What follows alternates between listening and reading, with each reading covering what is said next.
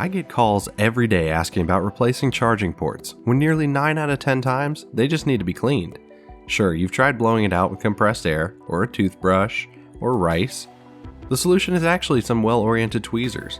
You see, every time you plug that charger in, all your hard-earned pocket lint gets compressed into a tiny little lint brick. By avoiding the springy charging pins on the bottom of the port and only scraping the walls and ceiling, that block can be safely extracted. You would not believe the amount of dust and debris that fill this tiny port and keep your phone from charging. Chances are, yours is dirty right now.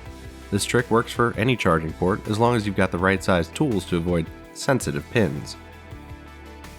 It's really hard to show you on such a small scale, so let me scale things up, about 7.5 times to be exact. Behold, the iPhone 13 mini Super Max. This is much easier on the eyes. Sure, I could cheat and use these normal sized tweezers, cleaning this port like a well-studied dentist, but how about we use some equally giant tweezers instead, in a weird homage to Honey, I Shrunk the Kids. So before you bring your port in for replacement, take a look inside and see if your treasured denim fibers are keeping your battery on empty. Subscribe for more big tech tips and to find out how I made this massive iPhone. Need a giant USB port to charge your massive phone? I got you covered there too.